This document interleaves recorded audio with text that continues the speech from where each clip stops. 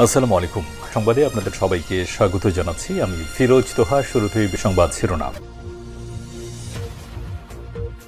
বাংলাদেশের সর্বশেষ গুরুত্বপূর্ণ আপডেট সংবাদে আপনাকে স্বাগত। শুরুতেই সংবাদ শিরোনাম, পরে বিস্তারিত। শুরুতেই জানিয়ে দিব, আলটিমেটাম দিয়ে শাহবাগ ছেড়েছেন রিকশা চালকেরা। এ সময় তারা অটোরিকশা বন্ধের 5 দিনের আলটিমেটাম বেঁধে দিয়েছেন। এ সময়ের মধ্যে দাবি না মানা হলে বৃহত্তর আন্দোলনের ডাক দেয়া হবে বলে হুঁশিয়ারি দিয়েছেন তারা। এরপর জানিয়ে দিব, 4000 আনসারের বিরুদ্ধে মামলা। পুলিশের কাজে বাধা দেওয়ার অভিযোগে রাজধানীর পল্টন মডেল থানায় 4114 জন আনসার সদস্যদের বিরুদ্ধে মামলা করা হয়েছে। এর মধ্যে 114 জনের নাম উল্লেখ করা হয়েছে। জানিয়ে দিব, আনসার সদস্যদের মামলায় 6 সেনা আহত। সচিবালয় ঘেরাও করে অন্তর্বর্তীকালীন সরকারের 7 জন উপদেষ্টা সহ অন্যান্য ঊর্ধ্বতন কর্মকর্তাদের জিম্মি। গেট ভেঙে সচিবালয়ে প্রবেশের পর সেনাবাহিনীর উপর ইটপাটকেল নিক্ষেপ সহ লাঠি দ্বারা আঘাত করে আনসার বাহিনীর সদস্যরা। এ সময় অন্তত 6 জন সেনা সদস্য আহত হয়েছে বলে জানিয়েছে বাংলাদেশ সেনাবাহিনী। আজ এক বিজ্ঞপ্তিতে সব তথ্য জানায় আন্তঃবাহিনী জনসংযোগ পরিদপ্তর আইএসপিআর। এবারে জানাবো, গত নির্বাচনে আওয়ামী লীগের পতন ঠেকানোর চাঞ্চল্যকর তথ্য দিয়েছেন Salman F Rahman. New market থানায় হত্যা মামলায় এখন পুলিশের রিমান্ডে আছে সাবেক প্রধানমন্ত্রী শেখ হাসিনার বেসরকারি খাত বিষয়ক উপদেষ্টা সালমান এফ রহমান। ডিবি কার্যালয়ে সালমান এফ রহমানের রিমান্ড চলছে। এ সময় তাকে জিজ্ঞাসাবাদের কিছু তথ্য সংবাদ মাধ্যমের কাছে এসেছে। জানা গেছে, বিগত নির্বাচনের আগেই শেখ হাসিনা সরকারের ক্ষমতা ছেড়ে দেওয়ার কথা ছিল, কিন্তু ভারত শেখ হাসিনার হয়ে যুক্তরাষ্ট্রকে ম্যানেজ করে। এ কারণে শেখ হাসিনা অবৈধভাবে এই নির্বাচন করতে পেরেছিল, এমনটাই জানিয়েছেন সাবেক প্রধানমন্ত্রী শেখ হাসিনার বেসরকারি শিল্প বিষয়ক উপদেষ্টা সালমান এফ রহমান। এবারে জানাবো, বন্যায় এ পর্যন্ত মৃত বেড়ে 23, ক্ষতিগ্রস্ত হয়েছে 55 লাখের বেশি মানুষ। দেশে চলমান বন্যায় 11 জেলায় মৃতের সংখ্যা 23 জনে দাঁড়িয়েছে। এছাড়াও ক্ষতিগ্রস্ত হয়েছে অন্তত 55 লাখের বেশি মানুষ। গতকাল মৃতের সংখ্যা ছিল 20 লক্ষ আর ক্ষতিগ্রস্তের সংখ্যা ছিল 52 লক্ষ। এবং সর্বশেষ জানিয়ে দিব, বাস থামিয়ে পাকিস্তানে 23 যাত্রীকে গুলি করে হত্যা।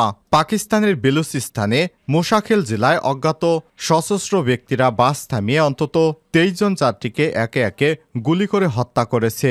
এক কর্মকর্তা জানিয়েছেন, ট্রাক এবং বাস থেকে যাত্রীদের নামিয়ে ব্যক্তিগত পরিচয় যাচাই করে গুলি করে হত্যা করা হয়। তারা পাঞ্জাবের বাসিন্দা। বিষয়টি নিশ্চিত করে পরে তাদের উপর গুলি চালায় আততায়ীরা। প্রিয় দর্শক, এতক্ষণ শুনছিলেন সংবাদ শিরোনাম, এবারে বিস্তারিত।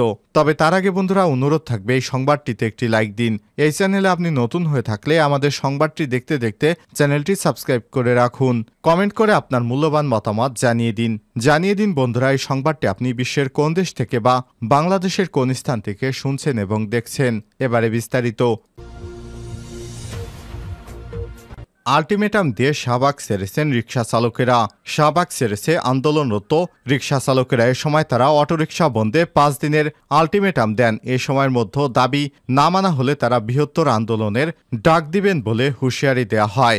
ঢাকা সিটি কর্পোরেশন রিকশা মালিক ঐক্যজোট 7 দফা দাবিতে এবং জাতীয় রিকশা ভ্যান চালক সংগঠন 10 দফা দাবিতে সোমবার সকাল 10:30 থেকে দুপুর 12টা পর্যন্ত শাহবাগ অবরোধ করেন। এতে শাহবাগ মোড় এবং আশপাশের রাস্তার যান চলাচল বন্ধ হয়ে যায়। পরে রিকশা চালকেরা শাহবাগ ছাড়লে যান চলাচল স্বাভাবিক হয়। ঢাকা সিটি কর্পোরেশনের রিকশা মালিক ঐক্যজোটের সাধারণ সম্পাদক মোহাম্মদ মমিন আলী বলেন, আমরা আমাদের 7 দফা দাবিতে প্রধান উপদেষ্টা বরাবর স্মারকলিপি পেশ করছি। 3 সদস্যের একটি প্রতিনিধি দল স্মারকলিপি নিয়ে প্রধান উপদেষ্টার কাছে গিয়েছিলেন। প্রতিনিধি দলের সদস্যরা হলেন সভাপতি জহুরুল ইসলাম মাসুদ, সাংগঠনিক সম্পাদক প্রদীপ কুমার ভৌমিক, সহ-সাধারণ সম্পাদক মোহাম্মদ ইয়াসিন। এ সময় তিনি বলেন, আমরা 31 আগস্ট পর্যন্ত আলটিমেটাম দিয়েছি।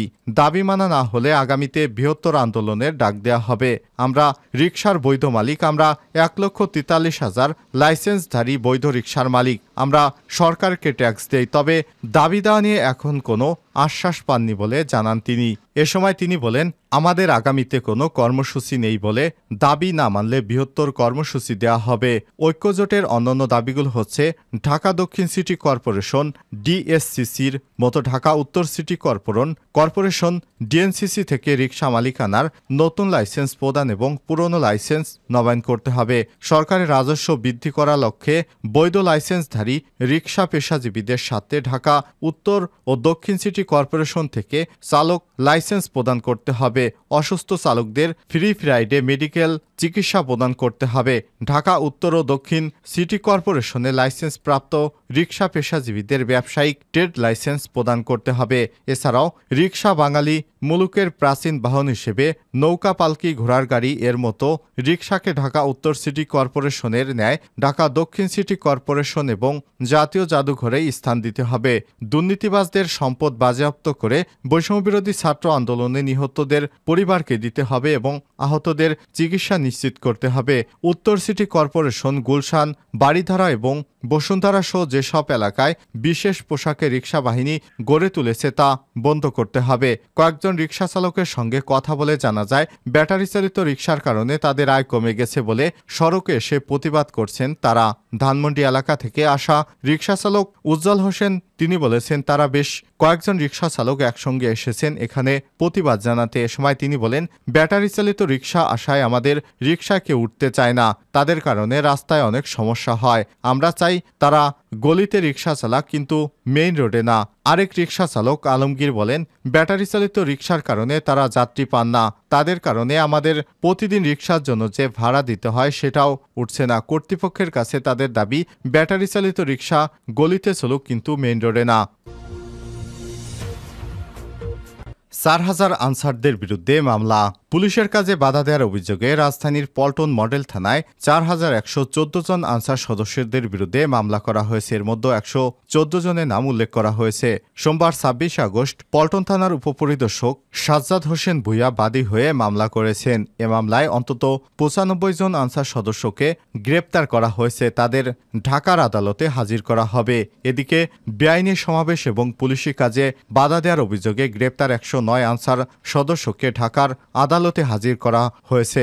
তাদের বিরুদ্ধে রাজধানীর শাহবাগ, রমনা এবং পল্টন থানায় মামলা করা হয়েছে। সোমবার দুপুরে তাদের ঢাকার চিফ মেট্রোপলিটন ম্যাজিস্ট্রেট আদালতে তোলা হয়েছে বলে জানিয়েছে আদালতের একটি সূত্র।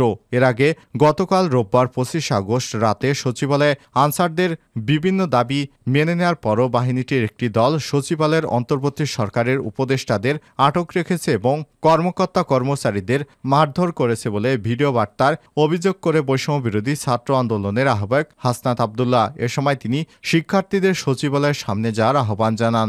এই আহ্বানে সাড়া দিয়ে ঢাকা বিশ্ববিদ্যালয়ের শিক্ষার্থীরা মিছিল নিয়ে সচিবালয়ের দিকে যাওয়ার চেষ্টা করলেই তাদের উদ্দেশ্য করে ইটপাটকেল নিক্ষেপ করে আনসার সদস্যরা। কয়েকজন শিক্ষার্থীকে মারধর করে আনসার সদস্যরা। এক পর্যায়ে উভয় পক্ষের মধ্যে ইটপাটকেল নিক্ষেপের ঘটনাও ঘটে। পরে শিক্ষার্থীরা আবারও জড়ো হয়ে আনসার সদস্যদের ধা করে। এ সময় শিক্ষার্থীদের লক্ষ্য করে গুলি ছোড়ে আনসার সদস্যরা। গুলি, লাঠিপেটা এবং ধা পাল্টা ধার অন্তত ৩০ জন শিক্ষার্থী আহত হয়েছেন। আহতদের ঢাকা মেডিকেল কলেজ হাসপাতালে নেওয়া হয়েছে বলে জানিয়েছে শিক্ষার্থীরা। আনসার সদস্যদের হামলায় ৬ জন সেনা সদস্য আহত। সচিবালয় ঘেরাও করে অন্তর্বর্তীকালীন সরকারের ৭ জন উপদেষ্টা সহ অন্যান্য ঊর্ধ্বতন কর্মকর্তাদের জিম্মি করে গেট ভেঙে সচিবালয়ে প্রবেশের পর সেনাবাহিনীর উপর ইটপাটকেল নিক্ষেপ সহ লাঠি দ্বারা আঘাত করে আনসার বাহিনীর সদস্যরা। এ সময় ৬ জন সদস্য আহত হয়েছে বলে জানিয়েছে বাংলাদেশ সেনাবাহিনী। সোমবার ২৬ আগস্ট এক বিজ্ঞপ্তিতে সব তথ্য জানায় সেনাবাহিনী।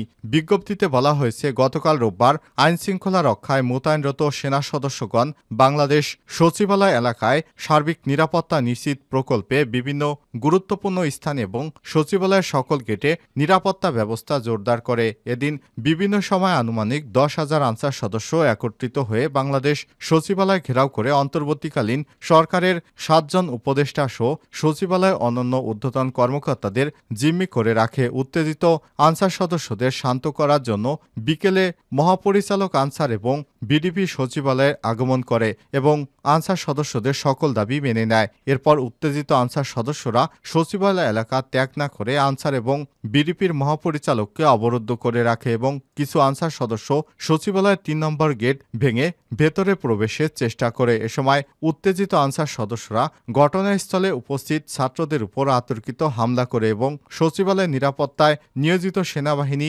টহলের উপর ইটপাটকেল নিক্ষেপ সহ লাঠি দ্বারা আঘাত করে।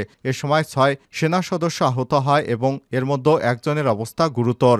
এমন অবস্থায় পরিস্থিতি নিয়ন্ত্রণে আনার জন্য মোতায়েনরত সেনা সদস্যরা বারংবার ধৈর্য সহকারে আনসার সদস্যদের সাথে এনগেজমেন্ট করা সত্ত্বেও উত্তেজিত আনসারগণ নিবৃত্ত না হলে আকাশের দিকে ২৭ রাউন্ড ফাঁকা গুলি ছোড়ে সেনাবাহিনীর সদস্যরা। পরবর্তীতে সচিবালয় এলাকায় অতিরিক্ত সেনা মোতায়েন করে আনসারদের ছত্রভঙ্গ করে পরিস্থিতি নিয়ন্ত্রণে নিয়ে আসে সেনাবাহিনী।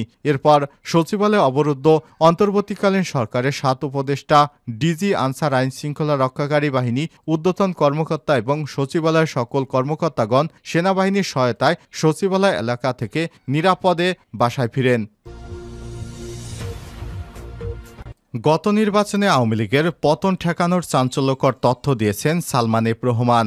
জানা গেছে, জিজ্ঞাসাবাদের সময় ডিবিকে সালমান এফ রহমান বলেন, আমাকে আটকে রাখলে আমার বিভিন্ন প্রতিষ্ঠানে কর্মরত ৮০,০০০ লোক বেতন পাবে না। বিভিন্ন ব্যাংক থেকে যে ঋণ নেওয়া হয়েছে সেই ঋণের কিস্তি দিতে পারবো না। এতে দেশেরই ক্ষতি হবে, তাই আমাকে ছেড়ে দিন। জবাবে ডিবি কর্মকর্তা বলেন, আপনাকে ছাড়া হবে না। একের পর এক মামলায় কমপক্ষে ১ বছর আপনাকে রিমান্ডে থাকতে হবে। এ সময় সালমান এফ রহমানের কাছে ডিবি জানতে চায়, গত নির্বাচনে আওয়ামী লীগ সরকারের কিভাবে পতন ঠেকালেন আপনারা? সালমান এফ রহমান বলেন, আমরা আমেরিকার পক্ষেই আছি। সেটা আমরা ভারতের মাধ্যমে আমেরিকাকে বোঝাতে পেরেছি।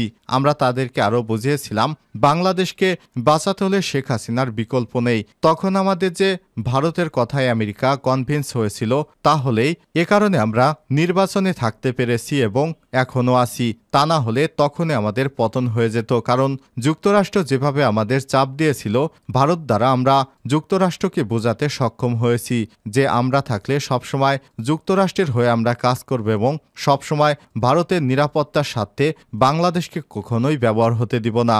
ডিবি কর্মকর্তা বলেন, মামলা তো মাত্রই শুরু, কতগুলো মামলা হবে তা আমরাও জানি না। আপনাকে শুধু আদালতে যেতে হবে আর ডিবিতে আসতে হবে। এ সময় সালমান এফ রহমান বলেন, 111-এর সময় 2 বছর জেল খেটেছি, সুতরাং সমস্যা হবে না। ছাত্র জনতার অভ্যুত্থানের মুখে গত 5ই জানুয়ারি প্রধানমন্ত্রী শেখ হাসিনা পদত্যাগ করে দেশ ছাড়েন। গঠন করা হয় অন্তর্বর্তীকালীন সরকার। এরপর থেকে প্রতিনিয়ত গ্রেপ্তার হচ্ছে আওয়ামী লীগ নেতারা। নিউ মার্কেট থানায় দায়ের হওয়া হকা শাহজাহান আলী হত্যা মামলায় গত 13ই আগস্ট গ্রেপ্তার হয় সালমান এফ রহমান।